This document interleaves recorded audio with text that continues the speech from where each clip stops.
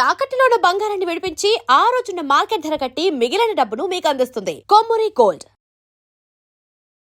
నమస్తే, నేను ముఖేష్. ఈరోజు మనతో పాటు ఉన్నారు ప్రముఖ జ్యోతిష్య వాస్తు పండితులు, జ్యోతిష్య వాస్తు శిక్షణ నిపుణులు, శ్రీ లలితాదేవి ఉపాసకులు బ్రహ్మశ్రీ నానాజీ పట్నాయక్ గురువు గారు. అదేవిధంగా జూన్ నెలలో 12 రాసుల వారికి ఎలా ఉండబోతుంది, 12 రాసుల వారికి మంచింత చెడంత, ఒకవేళ చెడున్న వారు ఎటువంటి రెమెడీలు చేసుకోవాలని గురువు గారిని అయితే అడిగి తెలుసుకుందాం. గురువు గారు నమస్కారం. శ్రీమాత్రే. తులారాశి వారికి జూన్ నెలలో ఎలా ఉండబోతుంది అంటారు గురువు గారు?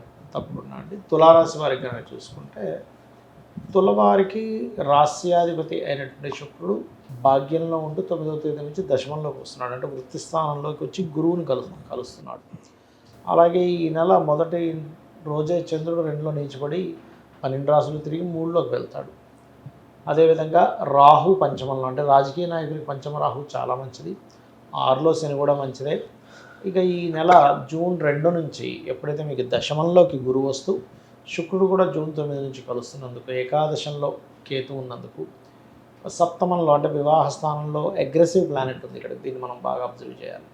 ఇవి ఇలా ఉన్నందుకు వీరికి ఏం జరగనుంది, ఏ దేవతారాధన చేసుకోవాలి, ఎటువంటి విషయాల పట్ల మీరు జాగ్రత్త పడాలి, దేశకాల పరిస్థితులు ఎలా ఉండబోతున్నాయి అనేటువంటి అంశాలు చెప్తుంది నేనైనప్పటికీ చెప్పిస్తుంది సాక్షాత్ లలితా అమ్మవారిగా భావిస్తూ, ఆ లలితాంబిక అమ్మవారి యొక్క అనుగ్రహం మీకు పరిపూర్ణంగా కలగాలని మనస్ఫూర్తి కోరుకుంటూ, ఇక్కడ ఏంటంటే మెయిన్గా 1వ తేదీ తులారాశి వారు వీళ్ళు ఎక్కడైతే ఉద్యోగం చేస్తుంటారో ఆ ఉద్యోగంలో తెలిసిన కొలీగ్స్కి మనీ మ్యాటర్స్ విషయంలో జాగ్రత్తగా ఉండాలి. 1వ తేదీ.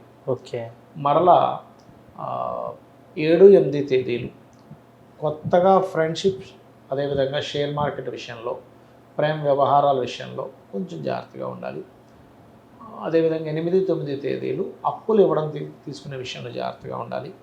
అయితే వీళ్ళకి ఓవరాల్గా చూసుకుంటే కెరియర్ స్థానంలో గురువు శుక్రుడు ఉన్నారు కాబట్టి banking sectors, fashion related, schools and colleges, training ఇచ్చేవి, కన్సల్టెన్సీ సెంటర్స్, ఇలాంటి వాటిల్లో ఉద్యోగం కోసం ప్రయత్నం చేసేటువంటి వారికి చాలా అనుకూలంగా ఉంటుంది. చెప్పాలంటే రాజకీయ నాయకులు పంచమ రాహు ఉన్నాడు కాబట్టి ఎప్పటి నుంచో ఫలానా అంటే ఏం చేయాలి అర్థం కావట్లేదు అని అనుకునే స్థితి నుంచి మీరు ఇచ్చిన చిన్న ఐడియా బాగా ఉపయోగపడుతుంది. రాజకీయంలో ఉండేటువంటి వారికి, సినిమా ఫీల్డ్లో ఉండేటువంటి వారికి చాలా అనుకూలమైనటువంటి వాతావరణం ఉంది ఇప్పుడు ఉండే కండిషన్లో చెప్పాలంటే.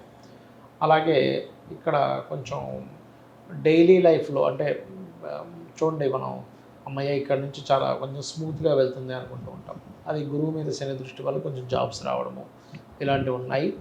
మరియు కాకపోతే వీళ్ళు ఏంటంటే ఎట్టి పరిస్థితుల్లో కూడా ఒక బిజినెస్ పెడుతున్నప్పుడు పార్ట్నర్స్ని ఎంపిక చేసుకునే విషయంలో జాగ్రత్తగా ఉండాలి. ఎందుకంటే సప్తమంలో కుజుడు కదా, వీళ్ళు ఎవరినైతే పార్ట్నర్ తెచ్చుకుంటారో వాళ్ళే వీళ్ళ మీద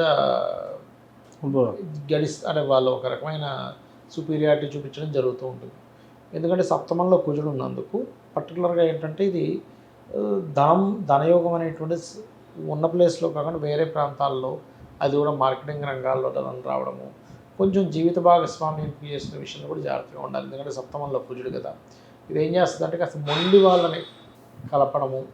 ఎప్పుడు కూడా గోచారంలో సప్తమంలో ఎలాంటి గ్రహం ఎంటర్ అవుతుందో చూసి దాన్ని బట్టి జీవిత భాగస్వామిని ఆ టైంలో నిర్ణయాలు తీసుకోవాలి.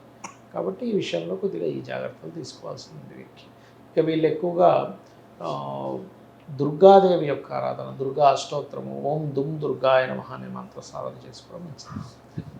రాసుల వారికి ఇలా ఉన్నప్పటికీ కూడా దేశకాల మాన పరిస్థితుల ప్రకారం ఎలా ఉండబోతుంది అంటారు గురువు గారు? ఫస్ట్ ఆఫ్ ఆల్ ఏంటంటారండి, కుజుడు మీరు గమనిస్తే అంటే జూన్ మాసంలో కూడా కుజుడు ఉంటాడు. మే నుంచే మనకి 11లో సంచరిస్తున్నాడు, మే 11 నుంచే కూడా. కాబట్టి దీనివల్ల ఏంటంటే ఎండ ఎక్కువగా ఉంటుందండి. వద్దన్నా మళ్ళీ మనం అంతా చల్లారిపోయింది అనుకునేది కాస్త మళ్ళీ యుద్ధం పెరగడము, వైరస్లు రావడము, గురువు కర్కాటక రాశిలోకి సంచరిస్తున్నందుకు. అందుకని నీరు తాగే వాళ్ళు కాస్త చల్లార్చిన నీళ్ళు తాగడం మంచిది. అండ్ అదేవిధంగా కొన్ని ఎలా అంటే జల ప్రళయాలు అంటూ ఉంటారు, అటువంటివి కూడా కొంచెం చూస్తారు. ఈ జూన్ 2వ తేదీ నుంచి ఎప్పుడైతే కర్కాటకంలోకి వస్తున్నారు ఎప్పటి వరకు అది ఒక 5-6 మంత్స్ ఎక్కువ ఉంటుందండి. 1 year ఉంటుంది పూర్తిగా. అదేవిధంగా ఈ ధరలు పిచ్చి పిచ్చిగా పెరగడం, తగ్గడం, కొన్ని చమురు ఇట్లాంటివి లోటు రావడం లాంటివి చూపిస్తున్నాయి. అయితే నేను చెప్పేది ఏంటంటే ఇక్కడ వీళ్ళ రాశి నుంచి అంటే ఇప్పుడు చూడండి, మామూలుగా అయితే మే ఎండింగ్ అయిపోయిన ఎండ అయిపోద్ది. అవును. కానీ ఈసారి ఏమవుతుందంటే జూన్లో కూడా ఎండ వాన 2 పెరుగుతాయి. ఓకే. ఒక పక్క వర్షము వస్తుంది, ఒక పక్క మళ్ళీ విపరీతమైన ఎండలు వస్తూ ఉంటాయి. అంటే ఈసారి ఎక్కువ కాలం ఎండాకాలం ఉంటుంది చెప్పాలంటే. ఓకే. అయితే మనం ఈ గోచార ఫలితాలు చెప్పుకున్నాం కదా, ఈ గోచార ఫలితాలతో పాటు ఎప్పుడూ కూడా వీళ్ళ పర్సనల్ చార్ట్లో పూర్వజన్మ కర్మని ఇచ్చే గ్రహం ఏంటో పట్టుకోగలగాలి. అది పర్టికులర్గా మనకి ఒక్కొక్క లగ్నానికి ఒక్కొక్కరు ఉంటారండి. మేషం వాళ్ళకి బుధుడు శని. సో బుధ శనులకి ఎక్కువ దానాలు ఇస్తుండాలి, అంటే నువ్వులు మినుములు మన పెసలు. వృషభం వారు అనుకోండి వాళ్ళకి గురువు అవుతాడు, శనగలు ఇస్తూ ఉండాలి ఎక్కువగా. మిథునం వారు కందులు ఎక్కువగా ఇస్తుండాలి.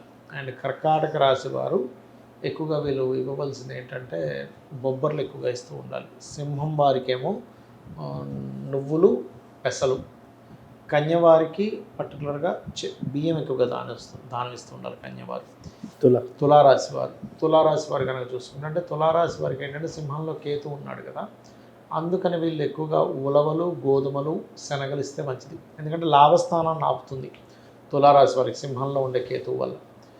ఇంకోటి వృశ్చికం వారికి కనుక చూసుకుంటే పర్టికులర్గా ఇక్కడ వీళ్ళు పెసలు ఇవ్వడం చాలా మంచిది, మంచి ఫలితాలు వస్తుంటాయి. అండ్ ధనస్సు వారు పూర్వజన్మ కర్మను తగ్గించుకోవాలి అని అనుకుంటే కనుక బొబ్బర్లు ఎక్కువగా దానం ఇవ్వాలి, అలసందలు అంటారు వాటిని.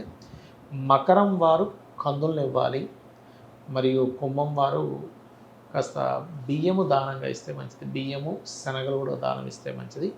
మీనం వారికి ఎలాగో ఇప్పుడు ఏలినాటి జన్మరాశిలో ఉన్నది కాబట్టి కాస్త వీళ్ళు గోధుమలు ఉలవలు నువ్వులు దానం ఇస్తే చాలా మంచిది వీరికి. అంటే ఈ పూర్వజన్మ కర్మ అనేటువంటి తగ్గుతుంది. దాంతోపాటు ఎవరెవరికి ఏ లగ్నం వారికి ఎవరు పంచమాధిపతి అవుతారో ఆ దేవత సంబంధించినటువంటి చాంటింగ్ చేసుకోవడం మంచిది. అయితే ఇక్కడ ఏంటంటే వాళ్ళకు ఉండే సమస్యని బట్టి లలిత హస్తనామాల్లో ఉండే ఒక్కొక్క నామాన్ని చాంటింగ్ చేసుకుంటే కూడా మంచిది చెప్పాలంటే. అంటే ఒక్కొక్కరికి ఒక్కొక్క సమస్య ఉంటుంది కదండి. ఇప్పుడు కొంతమందికి ఉద్యోగం ఉండదు, అలాంటి వారు కాస్త ఓం మాణిక్యం ఒకటాకార జానద్వై విరాజితాయన వివాహం అవ్వట్లేదు, అలాంటప్పుడు ఓం కామేశబద్ధ మాంగళ్య సూత్ర శోభిత కందర, లేదంటే వివాహం అయిందండి కానీ మేము ఇద్దరి మధ్య సఖ్యత లేదు, ఓం శివకామేశ్వరాంగస్థ శివ స్వాధీన వల్లభాయన, ఇలా చేసుకున్నట్లయితే వీరికి అన్ని విధాలా కూడా బాగుంటుంది. సో మొత్తానికి 12 రాశుల వారికి ఎలా ఉండబోతుంది జూన్ నెలలో అని చక్కగా తెలియజేశారు గురువుగారు. అదేవిధంగా బాగలేని వారు ఏ రెమెడీ చేసుకోవాలి, ఏ మంత్రం చదవాలి, లలిత సహస్రనామం ఏ దానం ఇవ్వాలని చాలా చక్కగా తెలియజేశారు. ధన్యవాదాలు. శ్రీమాత్రే నమః.